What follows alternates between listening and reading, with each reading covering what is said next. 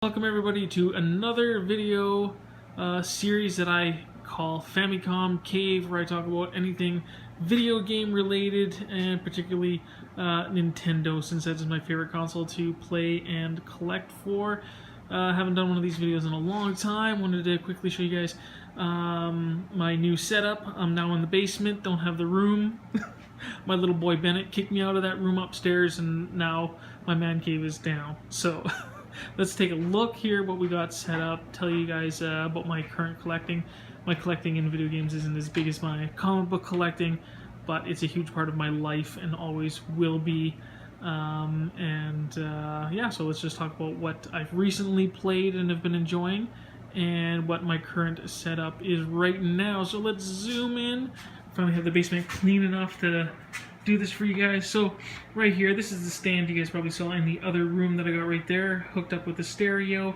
So I have that routed to the other TV here, and basically all the other video games, which I'll show you in a minute, are hooked up to that one. This one just right now has the PlayStation 2 hooked up to it, and then I'm gonna go into the VCR with that to this TV, because I need this TV for the shooters basically.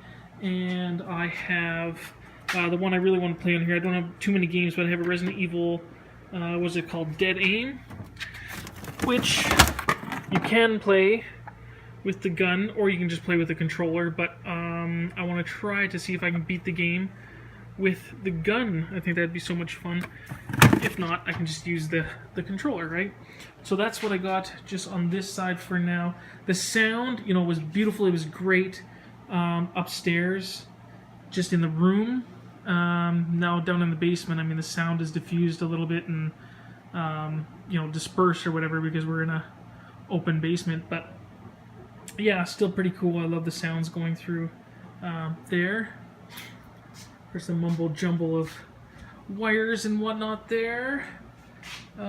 This box, if you want to just go on there, check out my well, you can look at the labels, but check out my Instagram too if you want. That's pretty cool stuff going on there. Shelf down here, a lot of the handheld stuff I threw in there, mostly Zelda stuff, because pretty much I don't think I have any other handheld stuff right now either. I think if I had bought any handheld stuff, games, I had sold them, because I usually just have handheld games for Zelda games anyways. I don't really like playing other games in handheld mode, you know, like on Game Boys or whatever. And there's an old Game Boy down there. Yeah, so DS Lite. My son has a 3DS, and I bought a game for that, a Zelda game. But me personally, I don't own the 3DS, but I got a way of playing every single Zelda game. I know I probably featured some of these in other videos too, but whatever. Here's some of my Nintendo games. You can take a look what's there. Some Famicom games. There's some accessories and posters. Gargoyles. I gotta beat that one too. Got some Japanese games, right? Sometimes it's cheaper to get the games, the Japanese versions, and then just swap out the carts. I don't break anything. I don't modify the consoles or the systems. I just open them up. I can slap them in another cartridge or whatever, right? And it still works. Here's a couple traders if anybody's interested, or giveaways. I don't know what I'm going to really do with these ones. Road Blasters, it's actually just a case that I found. It doesn't have any games in it, but the sports titles. There you go. And Harry Potter. I think I have a Catwoman game I was going to trade to. There's some more Famicom sports games. And here's a Chinese version, I think a knockoff Chinese version of you know, Super Mario Bros. 3. So let me pull back, show you how I got it set up right now. So on the desk that you've seen in my previous comic book room, that was upstairs. So I've kind of sorted them all out right here. Like I say, as you see, I love Nintendo, but I have a Genesis over there, the first model. But yeah, here's the original Nintendos, all that I had when I was a kid. Got the Famicom a while ago later. Found a really good sale on eBay. That's really cool. And I'll talk about that game in a moment. Some cool stuff there. And I got this recently as well too. talk about that. Yeah, so the Famicom, I still gotta find the RF cable to hook that one up. And that one's kind of tricky too because you have to go on, I might have to go through the VCR because you have to have it on, I'm not sure, I'll have to see. But it's on a different channel, the channel 3, you know, in Japan, what that translates to our TV codes. You know, what we would say would be channel 3 is actually channel 55 signal or whatever, you know, for North American televisions. I think it's something like that. I got some notes written down somewhere. I haven't played in a while. Main reason I ended up getting it, of course, is to get Japanese exclusive games. But Moro Judo, you can only get that one in you know, Japan. That's kind of cool. And of course, I'm a judoka. Well, I haven't been in for quite a few years actually, if you guys didn't know. But judo, a big part of my life, and this was actually a fun game. GameCube, Genesis. I mean, friggin' awesome, those games right there. First Maximum Carnage, Separation Anxiety. Gotta be drinking some Mountain Dew and gaming. Yeah, and here's some of the GameCube games. Again, pretty much all of those have been featured in other, you know, videos or whatever. But if you want to know more, let me know. It's not a huge collection, but I love what I got. Love playing what I got. You know, I got the old trunk here too. New display. Right, so this little cave, that's where I'm going to be doing my, you know, old school gaming. And I got, this was last year, was it last year for Father's Day? Jeez, just tossed the darn thing around. Good thing it's got a good case on it. With the Raspberry Pi 3, I put a different case on it than the generic case that came with the pack. And then added a fan into it as well. And I got Emulation Station on here. So pretty much any game that can be emulated. Mostly got it for old school games, you know, Super Nintendo, Sega Genesis, arcade games. Friggin' amazing, and only $100, and you can have basically unlimited games. So that's pretty cool. Also, I got a bunch of consoles upstairs. I'll just show you how those are set up to quickly. Oh, I see somebody. I see them.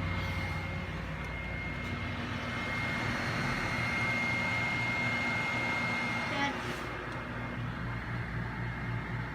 Okay, so that's pretty much how everything's set up, how I'm playing my games right now. Not collecting too many old stuff or even new stuff very much. I mean, it's very limited. My resources are very limited.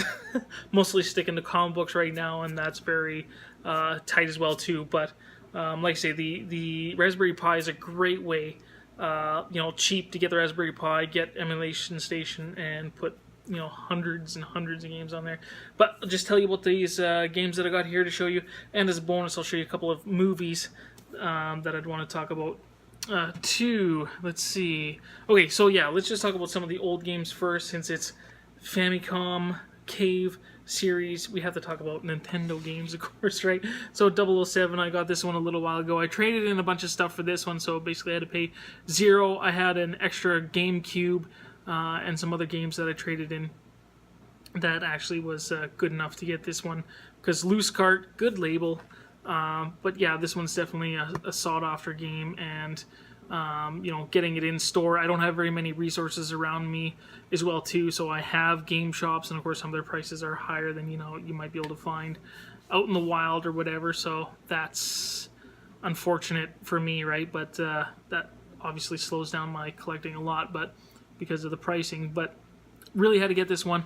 My son's playing Fortnite like crazy right now, and I wanted to show him a classic shooter that I really had a lot of fun with. I'm not very much into shooters, but this is a classic shooter that I really had fun with when you know, I was younger. That was the go-to right here. Playing the missions was actually really cool. Last level was super hard for me. I don't know why. But also of course, you know, with friends, the main thing was the you know, player versus player, you know, mode. You can get up to 4 screens, I think. That was pretty cool. And let's talk about this little gem right here. This was pretty cool. Somebody posted this on Facebook. I didn't even know this one existed, so I had to get this one. Just going kind of crazy, with the Thanos and Infinity War kind of stuff, so I thought this would be a really good pickup before prices go up because of that.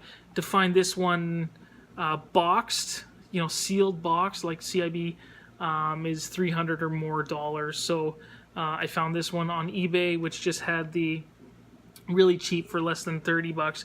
Had this one, had the cart, and had the box. Got no manual, but I really wanted to get one with a box because that is a pretty friggin' cool box. I think with the heroes. I don't know who the artist was on that, but friggin' cool. Of course, there's Wolverine on the cover. I have to get that. So here's the back of that, and in the background you can see that is like Thanos's eyes, his face, and the 6 gems around. And this one is just a close up of his eyes, and you can see the gems around there. So loosely based on Infinity Gauntlet, Infinity Wars, whatever, all that kind of Infinity stuff where Thanos gets all the gems and you have to defeat him. So this is basically a kind of an arcade style side-scrolling platformer / beat 'em up with 10 levels, and you end up getting certain levels, these gems and power-ups that you could use. It's actually pretty cool. It's one of those ones you can. A lot of people are probably sure have done speed runs or whatever. Like it's one of those games you really got to know kind of what's coming and anticipating it. Because if it wasn't on arcade, it really probably chewed up your quarters, I'm sure. But this was actually a fun game to play. Wolverine was a lot of fun. Spider-Man was okay too. The Hulk, I didn't really like his sprite. It was kind of weird and probably my least favorite character to play with that one. And Iron Man was okay too. And of course from Capcom, like the Spider-Man really, really looked like, the Spider-Man they got now. Like that was really an awesome, Spider-Man that they've done in this game. And I can see the influence. I mean, for years they've almost had the same kind of, Spider-Man, I guess, through their games. I don't know. If you played other games, you know what I mean. Like just the way he kind of moves and looks. Of course, with updated graphics now, but really, really cool. That Spider-Man, you could really tell was Capcom Spider-Man for sure. So that's that. I don't want to make this stuff too long. I probably told you guys about this one last time. I don't know, probably. But yeah, this was definitely really like a extended VR demo. Beat it in 2 days, and I played both modes. I played normal and easy. I got a bunch of DLC I should probably go back and play. Maybe I'll get more enjoyment out of it, but at full price, that really wasn't worth it to me at the time. Because in anticipation for another games that was coming out, I went back. I had this one actually quite a while ago, but I had it for the collection, but never really played it. And I finished Ghost of Sparta, so now I got to end up playing Chains of Olympus. I got to finish that as well too. These were the God of War games that were originally on the PSP, and I don't have any PlayStation handhelds. Like I say, the only handhelds I have are Nintendo, and only use those handhelds for Zelda games. So that was pretty cool that I picked up. That was quite a while ago, like I say, but started really playing that because anticipation of God of War when this came out. And I'd have to say, so far, this is the most amazing game I've played in quite a while. Of course, all the original God of War games, they were, based in, he was a Spartan warrior, right? So that Greek mythology there. Now it comes to Norse mythology. He travels, to kind of get away from all of that, and ends up, in the Norse realm. They kind of shift gears with this game right here, but really cool graphics, like incredible. And what, of course, makes it really good as well too is the story. Just the story between the father and son here, amazing. Good little twist at the end, and the way you can upgrade your armor. Semi open world ish, kind of gives you that feel of being able to really explore the world. Being able to throw the axe. It's basically like it was done by those dwarf brothers, I think, who did the same brothers who did Thor's hammer. So that's pretty cool. But it's got some frost effect to it as well too, and you just whip it, and it's satisfying bringing that axe back to your hand. Scott, if you had a PlayStation 4, this would have been one of the games that I recommended to you. So too bad you only have an Xbox One. There's this one, man. This one would have been definitely for you. And Assassin's Creed Origins. I found this one actually really cheap. Like, it came out last year, but didn't have the funds for it at that time.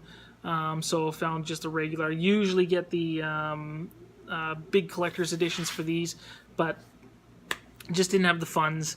And they're getting kind of pricey for what's in those collector's editions. So it was a sale. I think it was on. Was it on EB Games?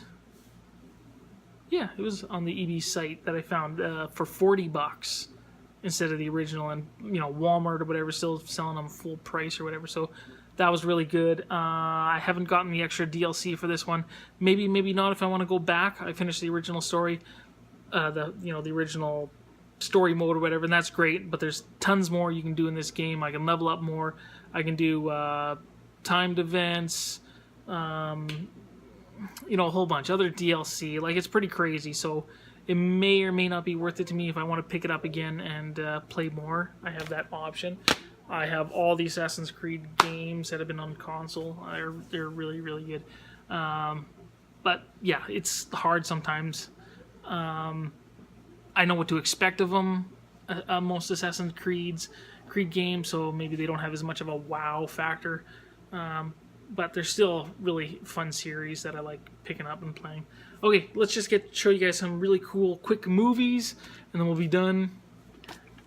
Got some VHS here. Got Prince of Persia, 10 cents each. Went to some garage sale, community garage sale. Found a few, 10 cents. Can you believe that? And then Snow White and Seven Dwarfs, 10 cents. Had to grab it. And this one really had to get this one. If you guys remember this one, of course you do. Mary Poppins, right? Mary Poppins, y'all. And then this one is there too. I think we got this on DVD as well too, but a great classic. And for 10 cents, you can't go wrong. Wanted to get some zombie movies, so found for cheap.